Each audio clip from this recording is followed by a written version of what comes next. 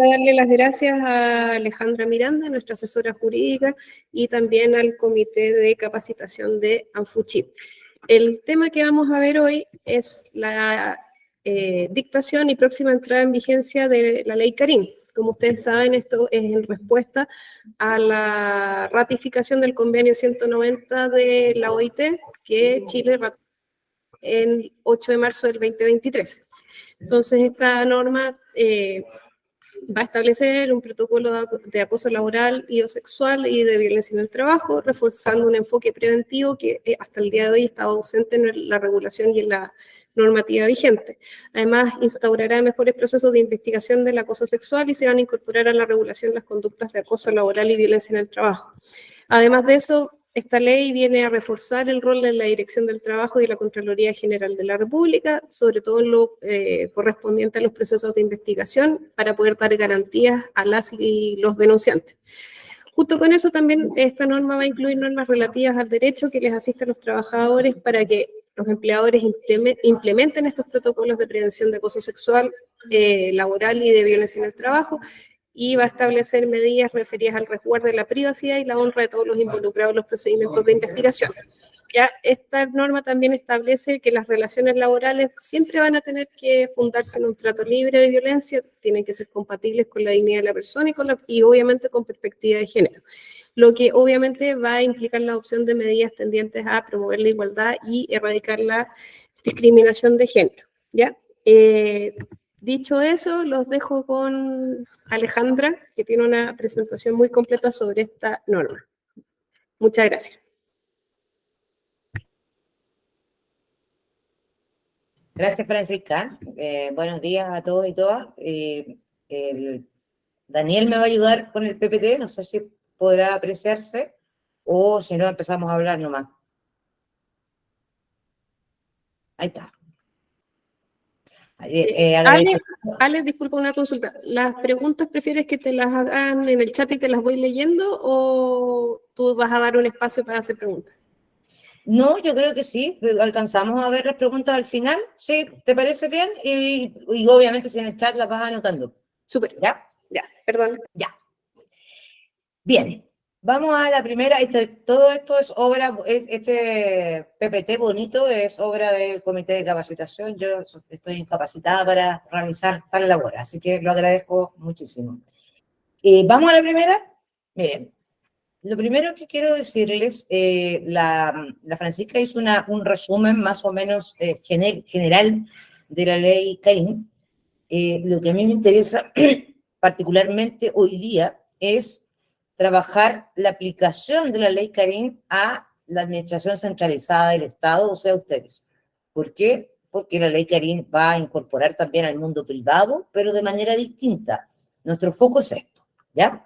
Entonces, el contenido, esperemos que nos alcance la charla para verlo todo y podamos desarrollar. En primer lugar, es reconocer, tal como dijo Francisca, que la ley Carín va a ser la primera iniciativa del convenio 190, no es el equivalente al convenio 190. El convenio 190 va a exigir que se adecue la legislación nacional y esta va a ser la primera, pero no la única, para que tengamos súper claro eso.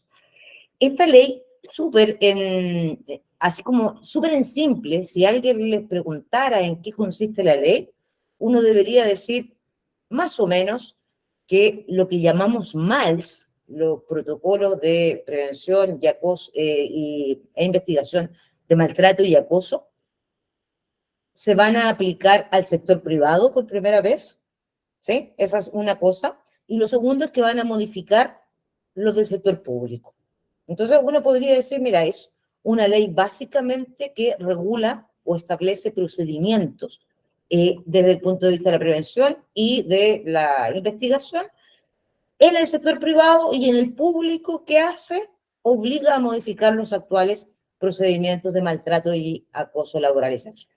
Y por lo tanto va a traer algunos derechos que son importantes. Vamos a ver que ya la legalización, comillas, de los MALS va a ser un gran tema, porque recuerden que mal que mal, el procedimiento que tenemos es una resolución exenta que permite, ¿verdad?, una serie de cuestiones complejas, como por ejemplo cuando ustedes dicen, oye, el principio de celeridad, ¿qué pasa con ese principio? Y la verdad es que no es mucho lo que uno puede hacer en tribunales. Distinto va a ser ahora, y a partir del 1 de agosto de 2024, como lo vamos a ver, con el primer elemento, ¿no? Legaliza los males. Por lo tanto, todo lo que conocemos como males actualmente, es decir, procedimientos de prevención y protección de acoso sexual y laboral, pasan a ser legales. Y esa es una primera gran noticia. La segunda es que va a establecer nuevos derechos para los procedimientos y va a ser muy relevante la participación de las víctimas y de los denunciantes por primera vez. Luego va a establecer algún tipo de protocolos de prevención con mínimos legales que usted tiene que tener como mínimo, una investigación con sanción y procedimiento reforzado, y finalmente vamos a ver cómo es que la ley de asociaciones de funcionarios, o cuál es la participación de la ley de asociaciones para estos efectos, qué es lo que pueden hacer como dirigentes. Eso, ¿podemos pasar, Daniel, a la segunda? Vamos viendo. La primera adecuación a la ley Carín va a ser esta norma, ¿no?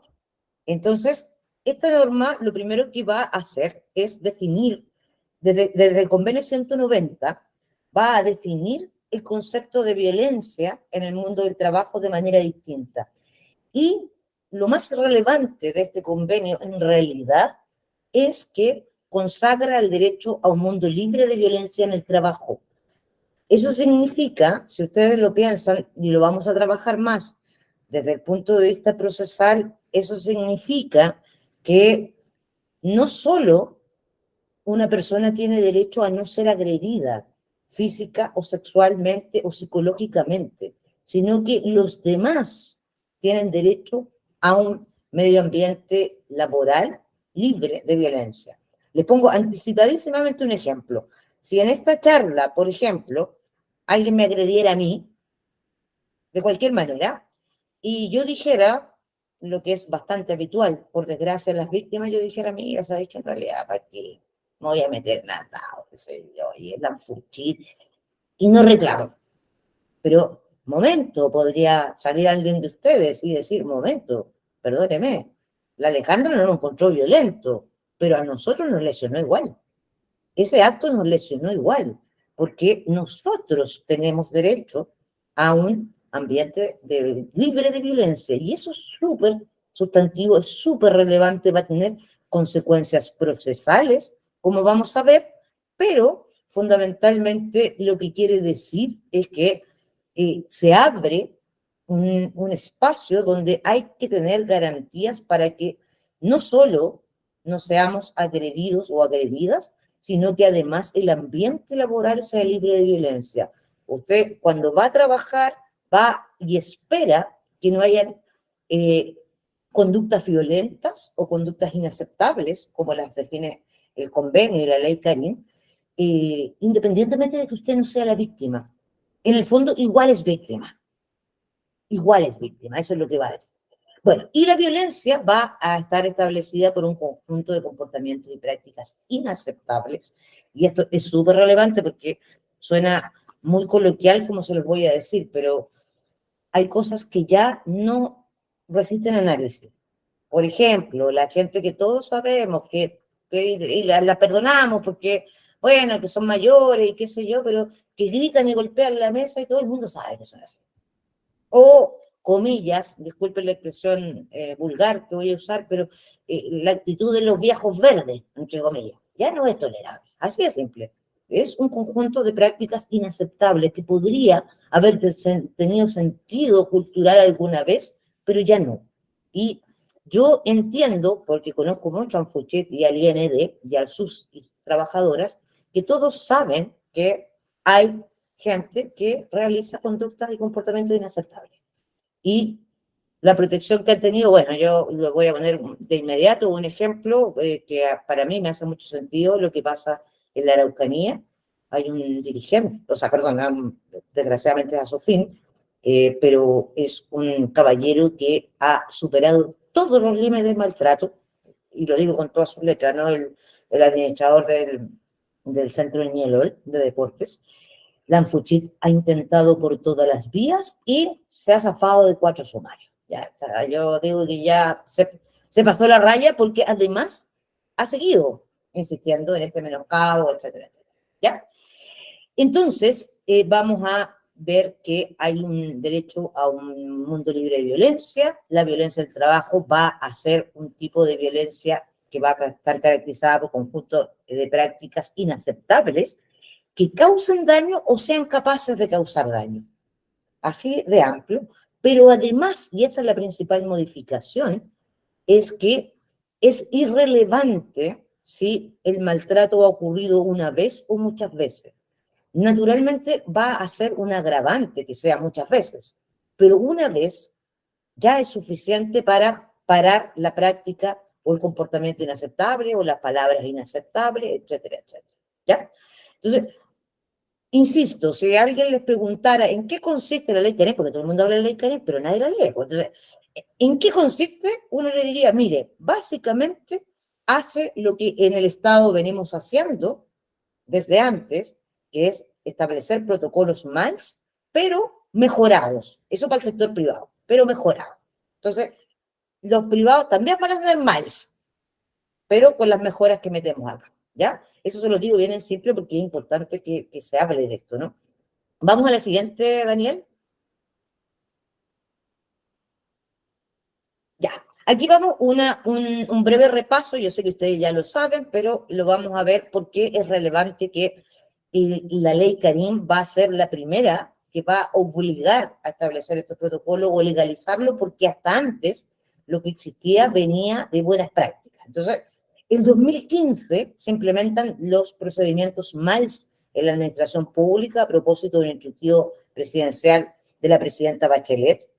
En esa instructivo presidencial, ella obliga a los servicios públicos, en tanto presidenta, a crear protocolos MALS entre 2015 y hasta 2018, y le dice a los servicios, a través del servicio civil, todos tienen que tener esos procedimientos, y en octubre de 2016 aparece una norma que perfecciona el servicio civil y básicamente le entrega facultades normativas, es decir, al servicio civil se puede dictar normas y esas normas son exigibles para todos, ¿no?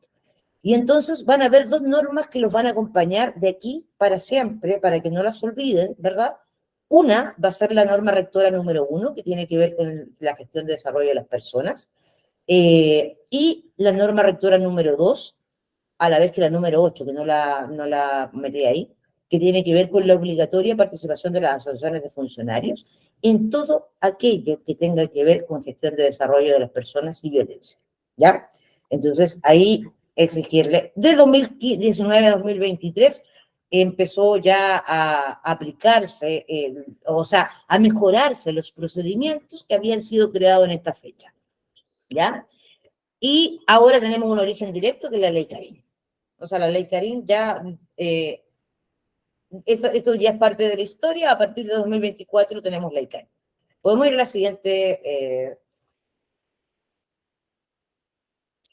Ya, aquí vamos a ir viendo las modificaciones a los humanos. Lo primero que establece la ley Karim es que este PPT, sí, está bien, que entra en vigencia a partir del 1 de agosto de 2024, ¿ya? O sea, a partir del 1 de agosto de 2024, los procedimientos tienen que haber sido modificados y modificados con la participación de las asociaciones. Por supuesto que los insumos que ustedes puedan aportar son sumamente relevantes.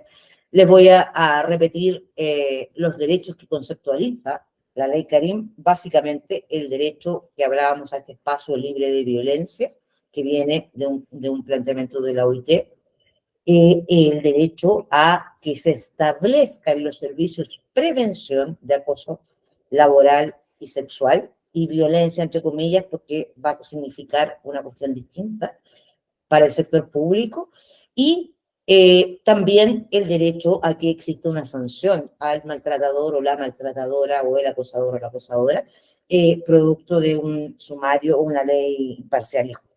¿Ya? Vamos a la siguiente. En los MALS van a haber definiciones básicas que van a cambiar lo que tenemos ahora. Acuérdense, a grandes rasgos, ¿qué tenemos ahora? Tenemos maltrato como un acto que no está dirigido a una persona específica. Tenemos acoso laboral, que se caracteriza por ser sistemático, es decir, se hace muchas veces.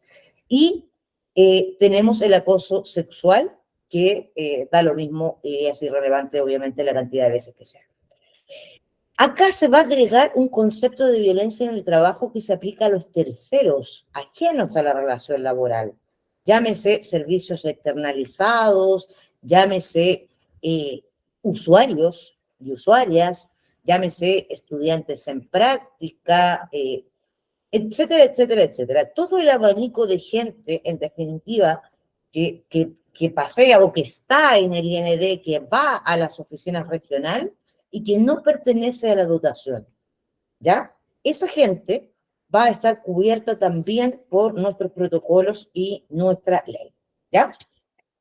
Vamos a la siguiente, y aquí ya pasamos a entrar en la materia que nos interesa fundamentalmente. Hay un deber que va a estar reforzado en la ley Karim. No lo dice directamente, pero está reforzado, ¿ya? Y es el deber de participar, dado que la ley Karim nos obliga a generar también un medio ambiente libre de violencia en el trabajo. Entonces, nosotros también vamos a ser, como personas, ¿verdad?, como ciudadanos, actores de esta investigación cuando se haga. Pero esencialmente vamos a tener que colaborar con el proceso.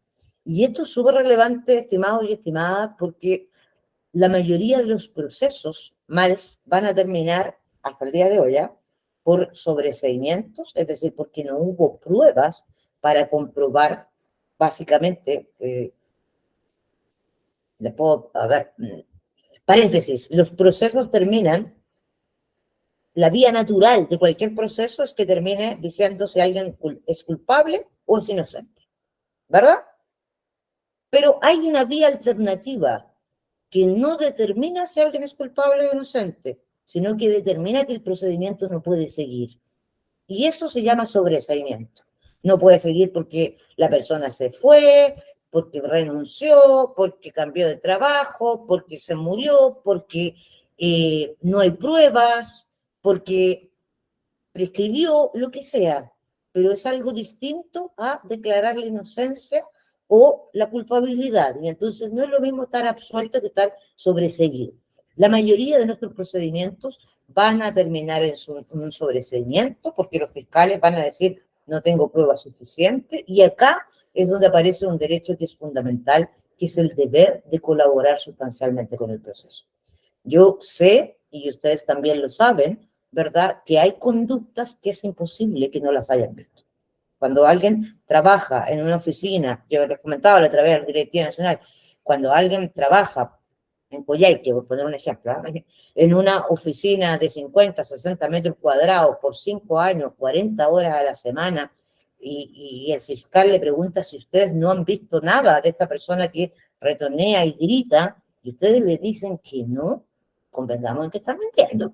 Convengamos en que están mintiendo, se están evadiendo de un problema, porque es problemático, sin duda es problemático. Bueno, aquí vamos a integrar el deber de colaboración sustancial de las personas que participan con el proceso, ¿ya? Pero además ese deber va a estar ligado a la probidad administrativa. O sea, es muy interesante que esta vez esta ley, más allá de las pifias que pueda tener, ¿eh?, que las tiene, esta ley va a asociar los deberes de colaboración sustancial en el proceso de prevención y en el proceso de sanción con la probidad administrativa. Y fíjense bien lo que va a decir que la función pública, es decir, todo lo que hacen ustedes todos los días, se ejerce prometiendo el respeto de toda persona a disfrutar de un espacio libre de violencia, acoso laboral y sexual. Por lo tanto, y esto es para ustedes nomás, porque obviamente tenemos que capacitarnos todos y obviamente la ANFUCHIP tampoco va a estar persiguiendo gente, ¿no? Lo podemos plantear después, pero Quien no colabora en el proceso, quien miente en el proceso, quien no colabora con los espacios de prevención, está incurriendo en una falta a la probidad administrativa. Y la falta a la probidad administrativa, estimados y estimadas, es la condición más grave que plantea la ley, y en este caso el estatuto administrativo para ustedes. Quien infringe la probidad administrativa, lamento decírselo con estos términos, pero está a un paso de la destitución. ¿Ya? Entonces, para que consideremos eso también. Por otra parte, les quiero recordar que ustedes tienen un deber, ya que poco se usa, desgraciadamente, pero tienen un deber de cortesía, que es el básico, que ya está establecido en el Estatuto Administrativo, en el artículo 61, particularmente, que les va a decir que ustedes deben ejercer la función pública con cortesía, y cortesía significa en castellano la amabilidad mínima, el trato mínimo que se espera de una persona con va a sonar muy viejo lo que voy a decir, pero con buenos modales, ¿no? Entonces, buenos días, buenas tardes, ¿cómo está usted? ¿Qué sé yo? Me caiga bien o me caiga mal, da lo mismo, da lo mismo. Ustedes ya tienen ese deber instalado en el artículo 61. Y el artículo 64 refuerza el deber de la jefatura, en el sentido de que evidentemente la jefatura va a ser de alguna manera va a tener un grado de culpabilidad en algunos tipos de violencia. Para decirlo de otra manera, como tienen deberes específicos, y uno de esos deberes es mantener el clima laboral y dictar instrucciones ecuánimes, justas, qué sé yo, entonces la ley que ahí le va a decir, oiga, cuando esté la embarrada en su unidad, en su departamento o lo que sea, usted también es responsable. ¿Ya? Entonces, podemos ir a la siguiente, Daniel. Ya. Lo que va a hacer esta ley, lo primero es que va a establecer muy separadamente la prevención de la investigación. Es irrelevante si esto se transforma en dos procedimientos o en uno solo, pero las materias tienen que estar separadas y fuertemente separadas, ¿ya? Y entonces vamos a decir que los organismos de administración del Estado, esto, paréntesis, las diapositivas no son autosuficientes, por decirlo. O sea, si alguien no asistió a la charla, las diapositivas no le sirven del todo. Algunas cosas sí, otras no, pero no le sirven del todo, ¿ya?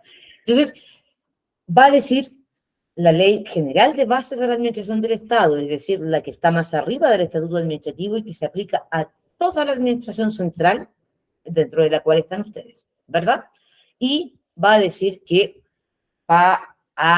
todo servicio tiene que contar con protocolos de prevención de violencia en el trabajo y de promoción de buen trato. Y aquí hay un eje súper relevante. Hasta ahora, y lo podemos conversar después, los procedimientos de maltrato están concentrados en evitar la conducta ilícita, pero no en promover el buen trato. O dicho de otra manera, están orientados a evitar el maltrato, pero no a promover el buen trato. Y eso es delicado. ¿Me explico, no? ¿Sí? Entonces, este deber de prevención está elevado a una categoría legal más alta, que es una ley orgánica, es decir, con más quórum, ¿verdad? Que ya no es solo evitar el maltrato, sino promover ambientes saludables. Aquí un paréntesis, chiquillos, paréntesis. Vamos a separar, sí, algunos conceptos de violencia, ¿ya? Porque una violencia es la que usted sufre por este tipo de conductas, por acoso laboral y acoso sexual y violencia, pero hay otras manifestaciones violentas que no son imputables necesariamente a alguien, sino solo al empleador. Por ejemplo, el agobio laboral. El agobio laboral es un tipo de violencia que se caracteriza esencialmente porque la cantidad de trabajo que a usted le dan no se condice con su jornada. Entonces, a la larga, usted pasa todo el tiempo frustrada porque nunca termina, o usted, hombre o mujer, ¿no? Nunca termina. Por eso ese es un concepto muy trabajado por el Colegio de Profesores, que dice que, fíjense bien, No todos los profesores sufren agobio, solo los profesores de aula. ¿Por qué? Porque a ellos se les da esa combinación. Pues. Usted le pone una jornada de trabajo y aunque le digan que la quiere respetar, el profesor no puede. Porque la cantidad de pega supera la cantidad, la jornada de trabajo. Y obviamente eso produce frustración, porque finalmente uno nunca está al día con la pega. ¿Ya? Eso es un tipo de violencia que no depende de nadie, sino que ahí la ANFUCHIP tiene que hacer su trabajo en materia de dotación. Ahí hay un problema de dotación, ¿verdad? Que está faltando. Y otro tipo de violencia que también es una característica violenta y que la generan los climas laborales disfuncionales y generalmente patrocinados por jefaturas disfuncionales. ¿Ya? Lo concreto es que esta ley le va a pedir a la prevención, al protocolo de prevención, que identifique 4 acciones completamente distintas. Y aquí ya nos metemos de lleno a la modificación de nuestros MALS que carecen de todo. Y va a establecer, aquí tiene que tener, además de lo que vamos a ver luego, estas 4 acciones de manera distinta. Vamos a tener una acción de difusión en materia de prevención, de sensibilización, de formación y de monitoreo. Es relevante porque hay algunas cuestiones que van a entrar en vigencia con todo y yo creo que como mínimo, como ANFUCHIP tenemos que pedir una capacitación y una orientación al respecto, ¿no? Vamos a la siguiente. Por favor, Daniel. Ya. Y además, este protocolo de prevención tiene que tener mínimos legales. Así que aquí entra de lleno fundamentalmente las ciencias sociales. La ley dice derechamente lo psicosocial, que entendemos que es la dupla psicólogo-trabajador social, o psicóloga, o como ustedes quieran llamarle, que va a obligar al servicio, no para el presupuesto 2024, pero sí para el 2025, tener gente que trabaje estas materias. Recuérdense que nosotros, ANFUCHIP, somos contraparte, tenemos que colaborar, pero la pega es del empleador, ¿ya? Y entonces va a decir claramente, tiene que identificar peligros y evaluación de riesgos sociales. De partida, eso es un estudio. Aquí tenemos que ponernos exigentes. Paréntesis, chiquitito, pero que para ustedes es súper relevante. La otra vez, hace muy poco, tuve una reunión con el ministerio y me encontré con una persona del ministerio de DAF, de un cargo importante, y le pregunté por la ley Karim y él me dijo, sí, vamos a modificar algunas cosas y obviamente no lo estoy castigando ni lo estoy culpando, ¿ah? Lo que quiero decir es que ese ánimo no puede ser el ánimo de ANFUCHIP. Si primera vez tenemos una ley decente, no nos podemos quedar con esa respuesta. Presupuesto 2024 no tiene, pero presupuesto 2025 tenemos que exigirlo porque este es un área de prevención. Si ustedes se fijan bien, mire, tiene que identificar y estudiar los riesgos psicosociales. Tiene que prevenir y controlar esos riesgos con objetivos medibles, por lo tanto va a ser PMG. Tiene que informar y capacitar sobre los riesgos, sobre los derechos y los deberes, un poco lo que estamos haciendo ahora, ¿no? El resguardo a la privacidad y a la honra, esto es tremendamente importante, estimados y estimadas. Los sumarios se filtran de manera impresionante en el IND y eso complica bastante las cosas. No solamente no, ustedes entienden, ¿no? Hay una lesión a la privacidad que podría haber y que nosotros tenemos que resguardar, sobre todo porque van a haber más participantes. Y tiene que establecer mecanismos de formación, educación y protección. Como les digo, yo espero que como ANFUCHIP nos pongamos las pilas con esto, porque decir que esto significa ponerle 2 o 3 cositas al procedimiento no es ni el espíritu ni lo que exige la ley, ¿ya? Ahora sí podemos ir a los protocolos de investigación. Todo eso en materia de prevención, ¿eh? Hay un trabajo fuerte. Y acá nos vamos a meter con los protocolos de investigación y sanción. En primer lugar, lo más importante, pero también lo que requiere de más manejo nuestro, es cómo se amplía la gama de personas que pueden participar de este proceso. Hasta ahora, lo que tenemos es un proceso administrativo que tiene a una persona que denuncia, que no participa para nada del proceso, que ni siquiera le notifican de algún proceso, y esa persona, en definitiva, el sumario administrativo está pensado en el inculpado, está pensado en él, entonces es como el INED contra el inculpado o la inculpada. La víctima hasta ahora no tenía ninguna participación, por lo tanto, ¿qué es lo que estaba pasando? Lo que estaba pasando es que alguien denunciaba y después no sabía nunca más qué había pasado. No se enteraba por ninguna parte. De hecho, a nosotros nos pasa mucho con usted, que a lo mejor lo van a comentar en otro momento, pero ya estamos preparando una presentación a Contraloría por respuestas que estimamos inaceptables del servicio, pero que todavía están dentro del margen de la precaria legalidad que teníamos hasta antes de la llegada de esta ley. Entonces, fíjense bien, va a ampliar a los sujetos y va a decir, la víctima también participa y también los denunciantes que pueden ser distintos de la víctima. Entonces, fíjense cómo ha cambiado el procedimiento. Tenemos a la víctima que tiene derechos dentro del proceso. Esa víctima podría ser distinta que los denunciantes por el derecho que explicamos antes, ¿ya? Y tenemos a un inculpado o inculpada. En el ejemplo que yo les daba al principio, si Daniel, por ejemplo, me agrediera a mí, obviamente es un ejemplo que no va a ocurrir nunca, pero si Daniel me agrediera a mí y yo digo no hago nada, ¿cuál sería la figura? La figura, estoy mirando las que veo nomás. La figura sería, por ejemplo, que Andrea Fernández dijera, no, yo no acepto la respuesta de la abogada de que le da lo mismo. Yo como mujer y como profesional no lo acepto, y por lo tanto, yo soy víctima, ella es denunciante, Daniel es inculpado y entre medio está un fiscal. Se parece más a un proceso, se parece más a un proceso propiamente tal que lo que teníamos hasta ahora. Ya, hasta ahora, desde que se formulan los cargos, solamente esos cargos pueden ser conocidos por el abogado o la abogada y el inculpado o la inculpada. De lo contrario, se vulnera el secreto sumario, que igual se vulnera, pero en el fondo no debería vulnerarse. Pero esta ley va a decir que formulan los cargos, se notifica en este caso a Daniel, se notifica a Alejandra y se notifica a Andrea Fernández. ¿Sí?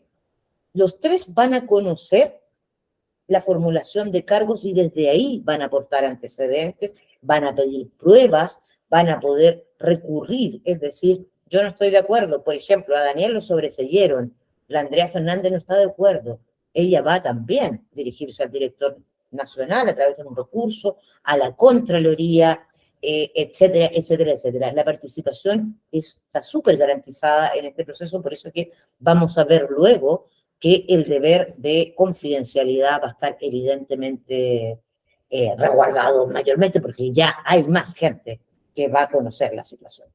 ¿Ya? Hay un derecho a recurrir por Contraloría, como les digo, en el caso de que sea el primer nivel jerárquico, acuérdense que nuestro primer nivel jerárquico es la jefatura nacional. Esa jefatura sea la que cometa acoso laboral, sexual o violencia, esa persona, cuando reciba una resolución que lo sobresea, que lo absuelva o que lo sancione, necesariamente tiene que ir a la toma de razón de la Contraloría. ¿Sí? Entonces, necesariamente va a tener que pasar por Contraloría para que ya no pase lo que está pasando, ¿no? Así que harto nos va a mejorar este tema. La investigación puede ser iniciada de oficio por la autoridad en casos graves de atentado contra la vida o la integridad física. En otras palabras, si alguien va o ejecuta un golpe, a ella no hay que esperar nada, absolutamente nada. La jefatura está obligada a iniciar el procedimiento. Obligada, ya no tiene opción.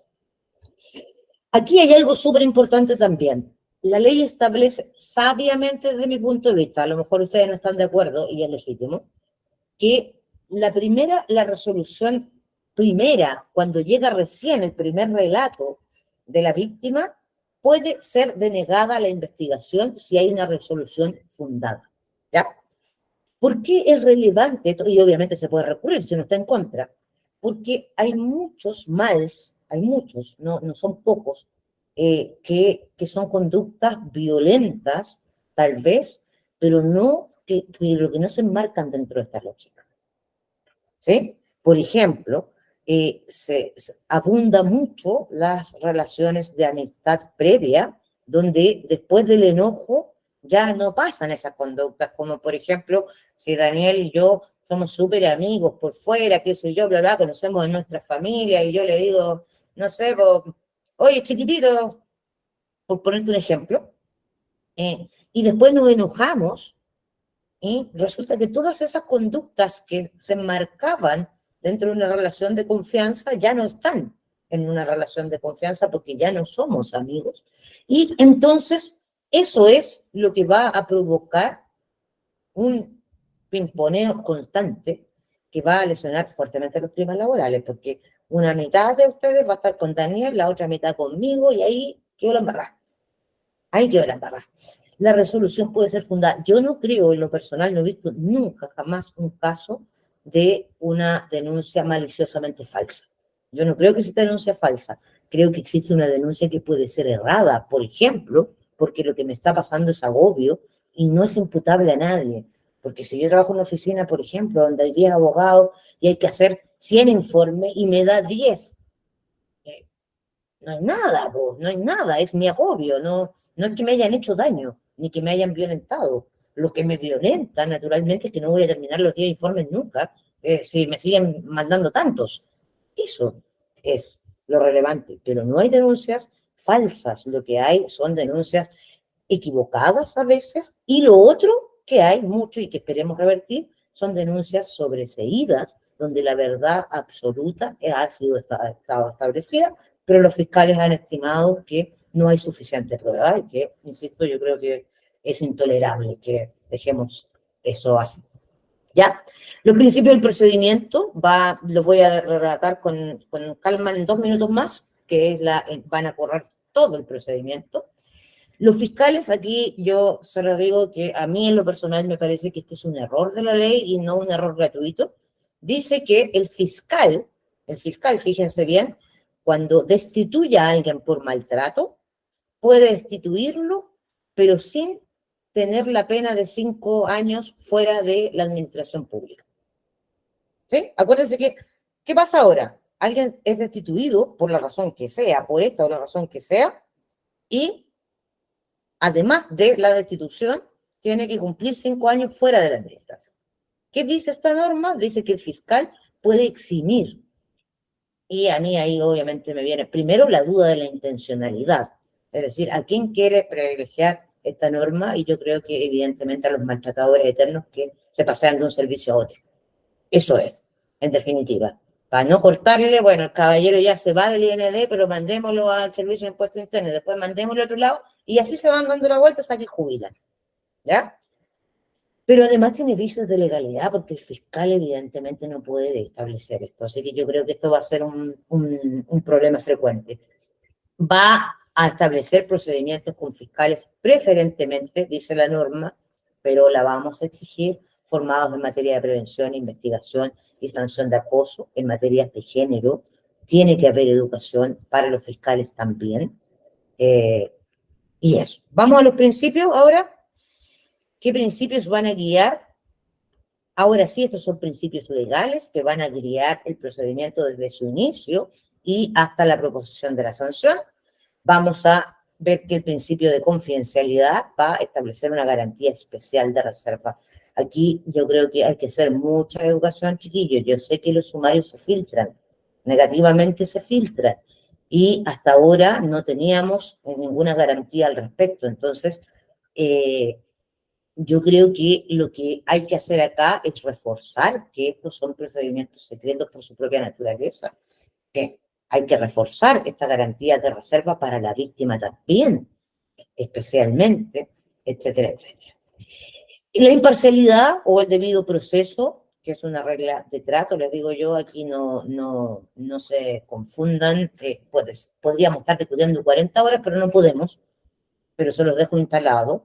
Esta ley va a cuestionar el debido proceso como concepto habitual de la víctima, o sea, perdón, del victimario, porque les va a exigir algunas reglas de procesar o del proceso que benefician a la víctima en las pruebas, por ejemplo. Entonces, cuando, se los quiero poner como ejemplo, porque a mí me ha pasado mucho, cuando yo le pregunto a alguien, mira, tú hiciste realmente lo que están diciendo que hiciste, y la respuesta, en vez de ser sí o no, que es la respuesta obvia y lógica, es una respuesta como, muéstrame las pruebas. Soy inocente hasta que se demuestre lo culpable. Esas reglas van a ir desapareciendo, porque hasta la concepción tradicional del debido proceso va desapareciendo con el convenio 190. De hecho, bueno, esto ya es muy leguleyo, pero de hecho el 190 plantea hasta la inversión de la carga de la prueba. O sea, que si yo denuncio a Daniel, Daniel sea el encargado de demostrar que no me hizo lo que yo dije y yo esté liberada de establecer pruebas. Entonces, ese concepto va a cambiar, ¿ya? Para que lo digan, yo insisto, aquí hay cuestiones que son típicas, creo conocerlas más o menos y en general esa es la respuesta, la del debido proceso. La celeridad supone prioridad, pero por la naturaleza del procedimiento, no solo por la importancia, fíjense bien, la celeridad, aquí uno podría decir, mira, si tuviéramos suficientes fiscales, deberían ser todos los sumarios conforme a la ley, pero sabemos que eso no pasa, y sabemos que en el IND los sumarios pueden durar 2 años, entonces ni el estatuto administrativo se cumple, ni los procedimientos de protocolo. Entonces, ¿qué les va a decir? Dado que, obviamente, el servicio va a decir, yo no tengo plata para contratar más gente, le va a decir, entonces es una prioridad. Por lo tanto, usted va a tener que abandonar la lógica de acumular las causas por fecha de entrada y va a tener que decir los males primero y después viene lo otro.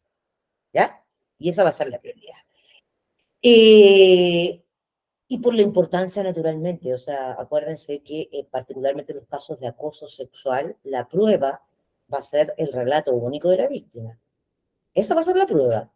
Y entonces no podemos esperar que pasen 4 meses antes de hacer las cosas, ni podemos esperar que pase 1 año para una víctima de acoso sexual, especialmente. Pero el maltrato tampoco. Entonces, va a ser una prioridad. Y también va a ser trabajado con una perspectiva de género, que básicamente va a suponer, de acuerdo a la ley, identificar brechas para no perpetuar estas desigualdades entre hombre y mujer.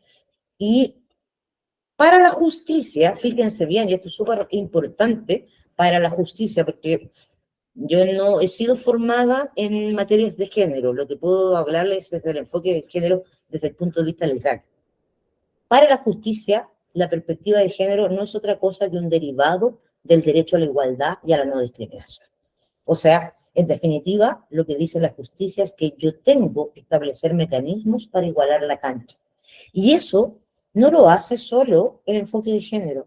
Hay otras categorías en donde es muy frecuente. Por ejemplo, fíjense bien, en materia laboral, la ley parte del supuesto que el empleador y el trabajador están en una relación asimétrica. Siempre, siempre. Solamente los trabajadores unidos no lo están, ¿ya?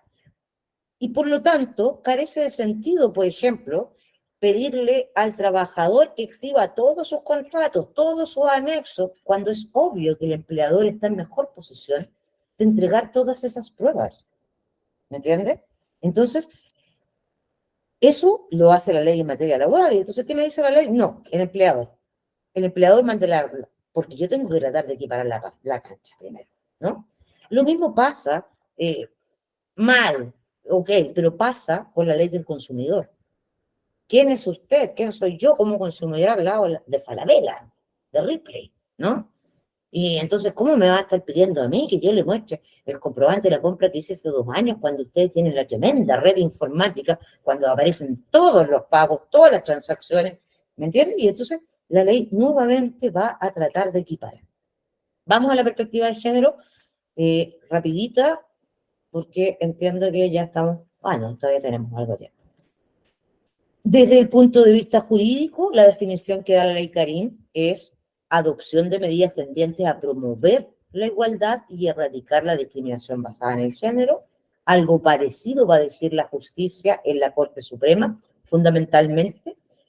pero va a agregar algo que para mi gusto es súper relevante, y es que va a decir desde un punto de vista estrictamente jurídico, la equidad o perspectiva de género es una matriz de análisis, de interpretación, pero no de decisión. En otras palabras, no estoy yo obligada a fallar a favor de la mujer por el solo hecho de ser mujer. Lo que estoy obligada es a reconocer que hay aspectos que tienen que igualar la cancha.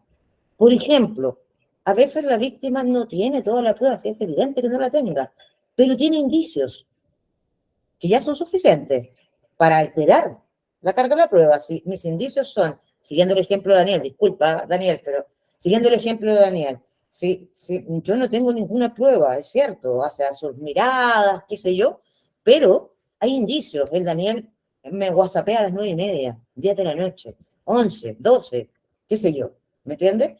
Esos son indicios relevantes que tienen que ser tomados por el fiscal. De la misma manera, la teoría del relato único es súper relevante, y no solamente de las ciencias sociales, también de la PDI, también de Carabineros. Las víctimas de acoso sexual suelen contar con esa única prueba, y por lo tanto la primera intervención va a ser la más relevante por lejos, ¿ya? Hay otra regla que a mí me gusta mucho, y se las digo al tiro porque para que no se metan en atados. Fíjense bien que suele ocurrir, no digo que ocurra siempre, suele ocurrir que cuando la víctima mujer acusa acoso sexual, lo primero que hacen los varones, yo todavía no entiendo bien por qué, pero lo primero que hacen es tratar de demostrar que la vida sexual previa de la víctima ha sido muy intensa. Entonces, yo denuncio a Daniel por acoso sexual, y Daniel estima que las pruebas para demostrar que él no me acosó es que yo me he acostado con medio mundo, que yo he pololeado con medio mundo, que miren lo que hacía antes. La Corte Suprema dijo, ya, paremos de gozar. Esa es una prueba discriminatoria por donde se lo mire, porque ¿qué es lo que me está queriendo decir Daniel? Que yo merezco ser acosada, eso es lo que me está diciendo, ¿verdad? Entonces, ya, paremos de gozar. Esta cuestión no puede ser más. Esos son los tipos de reglas que los procedimientos van a tener que establecer. Y la Corte Suprema, insisto, va a insistir muchísimo con este punto, y pasemos ya a las últimas. Aquí hay una idea nomás, dice, las sentencias de este tipo de características no pueden tener prejuicios, no pueden tener estereotipos, no pueden tener libretos. Yo creo que eso un poco ya lo saben. Para que avancemos, lo podemos trabajar en la siguiente. Ya. Y, en síntesis, lo que va a establecer este protocolo de investigación y sanción, vuelvo a insistir, es que son dos materias separadas, sea en un instrumento 2, la prevención tiene que estar marcadamente separada de la investigación, y la prevención tiene que estar orientada al buen trato, no a la evitación del maltrato. Por eso es que, insisto, hay una parte de la prevención que ha fracasado también por concepto, no es la única, pero ha fracasado por concepto, porque fíjense bien cuál ha sido la lógica de la prevención hasta ahora: enseñarle a la gente cómo no se maltrata. Eso es lo que, en definitiva, enseñarle que el grito es maltrato, que esto no es maltrato, que esto sí es maltrato y que esto no es maltrato. Y esa es una prevención que naturalmente solo sirve para evitar sanciones nomás, pues es lógico, pero no sirve para construir un ambiente libre de violencia. En materia del plazo de iniciación, el 1 de agosto de 2024, estos protocolos tienen que estar trabajados, y ahí vamos a entrar en un tránsito legal. ¿En qué? En que todos los procedimientos antiguos y todos los hechos que ocurran hasta el 1 de agosto se van a regir, por desgracia, por el actual MALS, por lo que tenemos, y a partir del 1 de agosto de 2024 ya empezamos con este procedimiento modificado, ¿ya? Vamos a, creo que dos nos quedan, ya. Vamos siguientemente a esto. Yo quiero aquí reforzar el rol de las asociaciones, reiterando, por favor, que las asociaciones tienen un rol de fiscalizador, porque la pega es del servicio, ¿ya? Participa en la confección de protocolos de prevención y de investigación y sanción.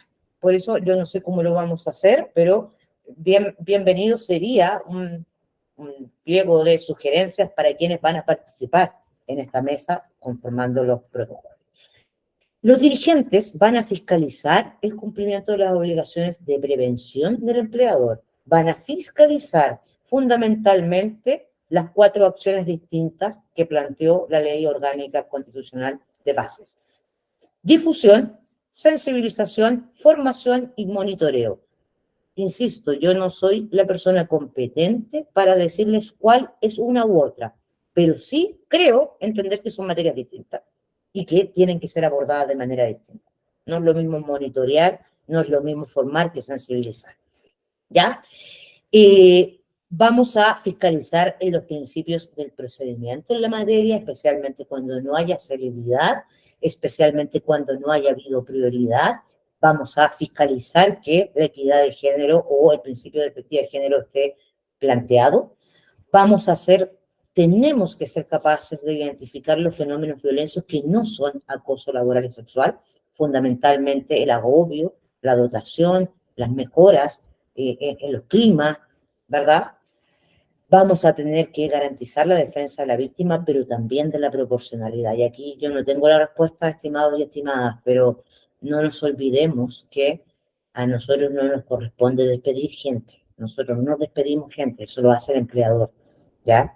Entonces, por una parte, esta ley nos obliga a ser muy activos en la prevención de la violencia y también muy activos en la sanción, pero no puede llegar a transformarse en el otro extremo, en donde las asociaciones de funcionarios, en lugar de estar peleando que se garantice la proporcionalidad, va a estar peleando que se vayan todos. Le digo, hay conductas que son intolerables, pero no es lo mismo, por ejemplo, que el inculpado reconozca esa conducta que no la reconozca. No es lo mismo en términos de reparación para la víctima. No es lo mismo.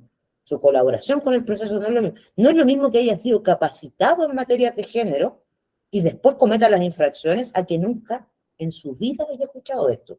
Y que es probable y que es posible. ¿Ya?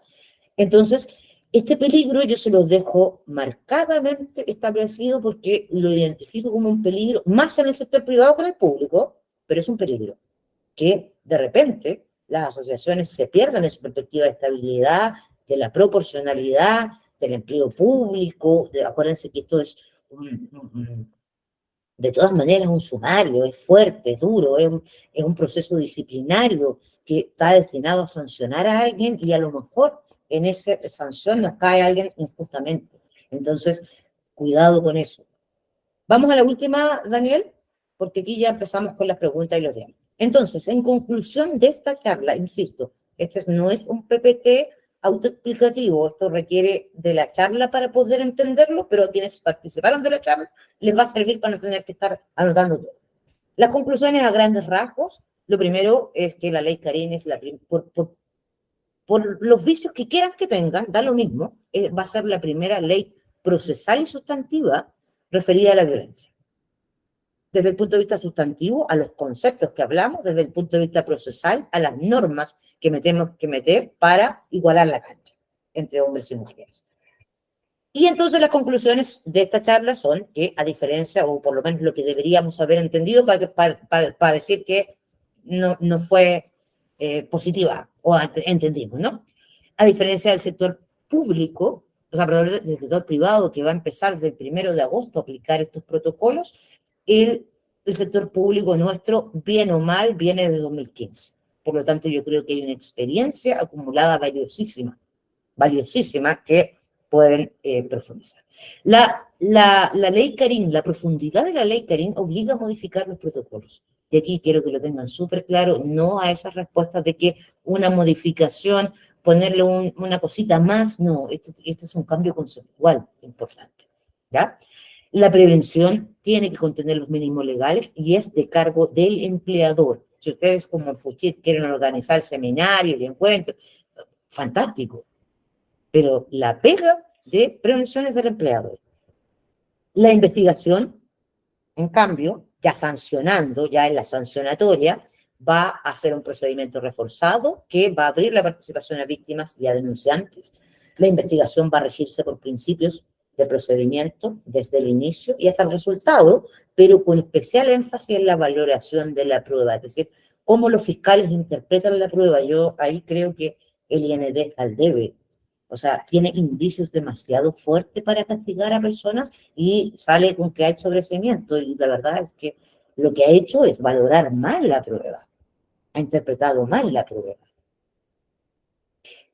Los fiscales tienen que estar preferentemente capacitados en materia de género, cuestión que también tenemos que exigir, porque por algo tienen que valorar la prueba de manera distinta.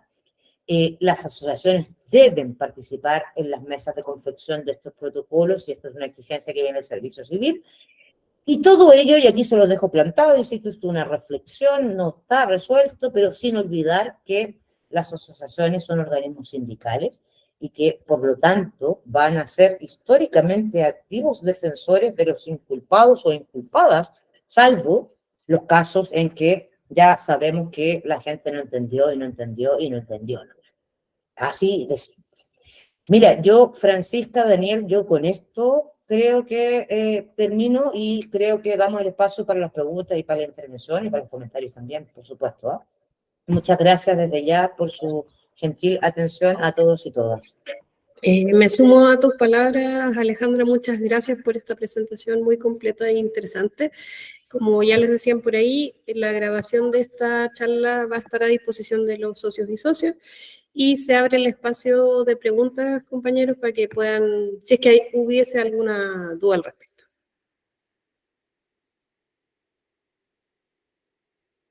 Daniel.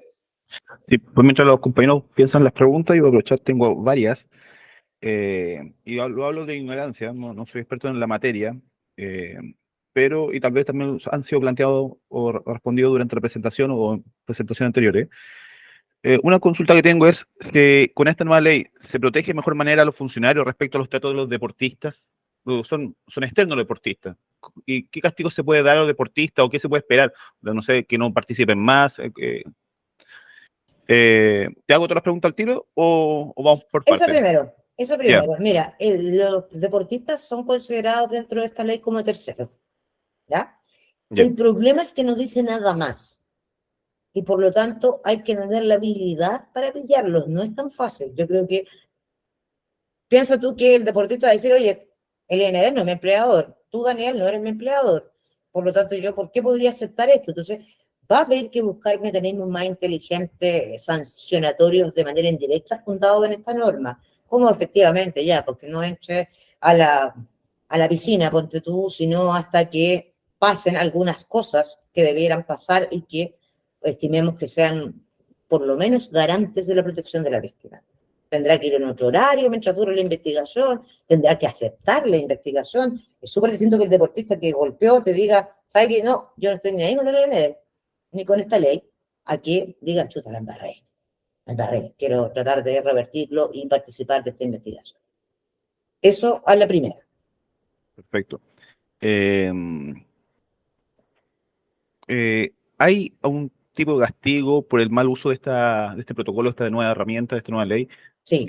¿Cómo se aplica eso? ¿Cómo se puede identificar? ¿O qué tipo de castigo puede haber? Mira, la denuncia maliciosamente falsa está establecida como una causal de sumario y como una falta de la probidad administrativa. Por lo tanto, quien hace una denuncia maliciosamente falsa podría correr la misma suerte. En definitiva, ser destituido y aplicar a través de la probidad administrativa. Ahora, para serte honesta, yo creo que hay más denuncias confundidas que falsas. O sea, es poca la gente, a menos que ustedes me digan. Y de hecho, los casos que recuerdan, si los recuerdan, es porque son excepciones. ¿Me entiendes? Es muy poco probable, porque tienen que pensarlo también ya más que desde una perspectiva de género, desde una perspectiva racional. Piense usted que yo voy a ir a denunciar a alguien, voy a estar metida en un sumario, posiblemente voy a estar metida en la boca de mis compañeros y compañeras. O sea, no es sensato pensar que yo esto lo estoy haciendo ¿por qué? Porque me cae mal otro. Solamente por eso es poco probable, ¿me entiende? El nivel de sometimiento del sumario es intenso. La gente cuando está sumariada está intensamente dañada. Cuando denuncia también, ¿por qué yo querría denunciar a alguien por acoso sexual, ¿qué gano yo? Bueno, usted me dirá, no, mira, yo conocí a un amigo que en realidad lo que quería era quitarle la vida porque, poco menos, cagarle la vida porque en realidad la dejó. Ya, pero ese es un caso en un millón. En un Gracias. millón. Perfecto. Respecto a lo mismo, ¿cómo yo sé o cómo puedo identificar cuál es el límite entre una broma o el acoso?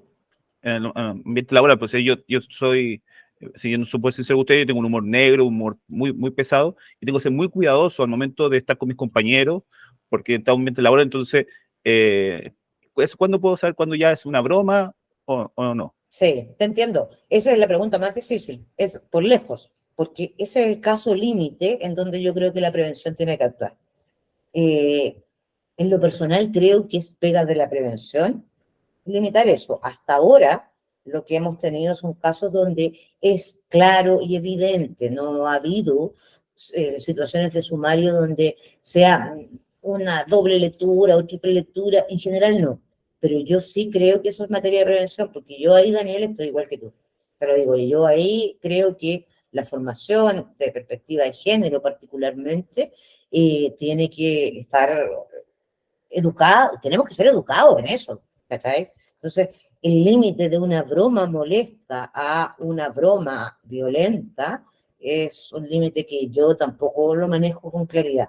Y lo único que te puedo garantizar es que hasta ahora no ha habido sumarios por esos límites, porque, insisto, la lógica que nos indica que cuando yo llego a un sumario, yo ya llevo sofocada, pues sí, evidentemente yo ya hablé con alguna amiga o amigo, y esa amiga o amigo a lo mejor llegaron al inculpado y conversaron, y conversé con la jefatura, y pasó todo esto antes del sumario. Entonces, yo creo que es pega de prevención, pero súper honestamente yo tampoco sé cuál es eso, ahí merecemos una capacitación, a lo mejor como en Fujit, incluso desde perspectiva de género. Perfecto. Las últimas dos. Acá se menciona algo respecto a los micromachismos o los tratos así como diminutivos. ¿Qué, qué sale en esta nueva ley o si se mantiene o no? Ahí soy bien ignorante del tema. Si pueden mencionar un poquito de eso. Y por último, si estamos viendo que alguien está siendo acosado, obviamente lo hablamos contigo, vemos mejor la estrategia, etcétera, pero si estamos cerca de la fecha del 1 de agosto, es mejor esperarse un poquito y hacer la denuncia después del 1 de agosto, aunque estos hechos hayan sido antes de agosto. No, porque si son antes de agosto es ley antigua. Ese es el Ah, problema. perfecto. Ya, No, si perfecto. el 1 de agosto parte. Respecto a los micromachismos, Daniel, nada, la ley no lo dice en esos términos. Yo creo que, insisto, yo creo que nosotros nos merecemos una formación al respecto, particularmente los que somos de más edad. Gracias, gracias. Dejo abiertos los micrófonos. ¿Alguien más tiene más preguntas? Andrea, tienes la palabra. Ya, vale, gracias. Bueno, Alejandra, agradecerte obviamente tu presentación. La verdad es que sirve mucho para nosotros que somos dirigentes y trabajadores a la vez, entonces nos ayuda un poco a entender un poco más este tema de las leyes. A mí, bueno, entendí el concepto general, pero me queda una duda respecto de lo que pasa un poco en la actualidad. Ya entiendo que el jefe de servicio se tiene que hacer responsable de tomar las medidas, ¿cierto?, de mejorar esta situación, pero ¿qué pasa a nivel regional? Ya yo soy de una región donde mi director regional generalmente nosotros, como bien dices tú, generalmente las denuncias se producen una vez que ya no hay respuesta, que ya llega al límite, pero nosotros generalmente a veces tratamos de exponer la situación antes de que llegue a esa instancia. Lo conversamos con el director regional, citamos a las personas, tratamos de buscar las vías para no llegar a esa instancia y poder revertir o mejorar la situación de la persona que se está sintiendo acosada, ¿cierto?, con este tipo de situación. Pero cuando la respuesta generalmente que viene desde la jefatura es no, yo mientras no me llegue la denuncia, mientras desde el nivel central a mí no me digan nada, mientras prácticamente desde que no llegue desde Santiago alguna solución a este tema, desde acá no se hace nada.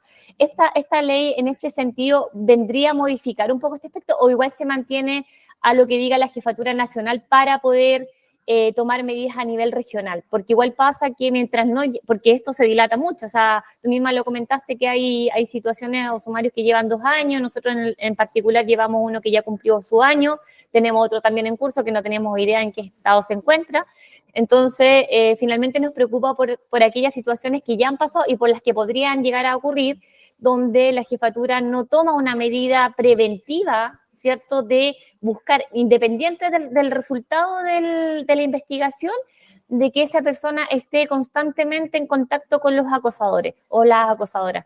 Entonces, hacia eso apunta mi consulta. Sí, mira, gracias por la pregunta. Yo creo que ahí tenemos que meterle mano a los protocolos y a la participación de las asociaciones de funcionarios, particularmente en el nivel regional, ¿ya? Tenemos que meterle mano obligadamente porque ese tipo de comportamiento a mí me parece que es el adecuado, absolutamente. El tema es que el director no reaccione frente a eso y muchas veces te va a decir, oye, porque yo no tengo la facultad, ahora se le dio la facultad, entonces ya hay que empezar a insistirle con eso. Lo que sí quiero ser enérgica en esto, porque se me había olvidado, y es un detalle importante, no se metan a mediar acoso sexual. Ustedes pueden mediar relaciones laborales, pueden mediar violencia, pero acoso sexual no es mediable, no es hablable, porque ahí ya es otro el fenómeno. Ahí yo creo, mira, lo personal, pueden haber casos, yo no he visto ninguna denuncia falsa, ninguna. Puede que haya, pero yo creo que ahí nuestra posición como Anfuchil, y esta es una opinión súper personal, tiene que ser más enérgica. O sea, nosotros no estamos por violencia en contra de los trabajadores y trabajadoras, y ahí ya no hay nada que mediar, ahí ya hay que participar y denunciar. Eso es mi opinión, obviamente. Pero en todo lo demás que tú has dicho, yo estoy completamente de acuerdo con que los dirigentes regionales tienen que tener más poder para poder realizar justamente esas acciones de clima, de agobio, justamente por eso. Gracias.